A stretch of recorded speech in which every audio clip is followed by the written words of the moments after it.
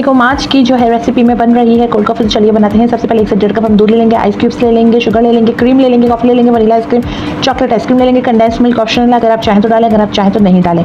ये सब चीज़ें डाल के हम अच्छे से इसको ब्लेंड कर लेंगे। ब्लेंड करने के बाद हम जिस डिश में या कप में या जिस बॉटल में या जिस डेकोरेटेड चीज़ में आप इसको निकालना चाहें, उसको चॉकलेट सिरप या कॉफ़ी सिरप से डेकोर करें। उसको 5 मिनट के लिए फ्रीजर में रख के ठंडा करें। ठंडा करने के बाद जब वो अच्छे से ठंडा होकर जम जाए, उसके अंदर ये कोल्ड कॉफ़ी वाला मटीरियल डाल के आखिर में हम आइसक्रीम का एक स्कूप या मेल्टेड आइसक्रीम के 2 चम्मच डाल देंगे और मज़े से पी लेंगे। तो आज की रेसिपी आपको कैसी लगी? वीडियो को लाइक शेयर कमेंट करना नहीं भूलिएगा। चैनल को सब्सक्राइब कर दीजिएगा, बेल आइकन पे प्रेस कर दीजिएगा और आने वाली रेसिपीज़ को भी लाइक शेयर कमेंट सब्सक्राइब जरूर कीजिएगा और मुझे ज़रूर बताइएगा कि आज की रेसिपी आपको किस तरह की लगी। तो thanks for watching my video. अल्लाह हाफिज़।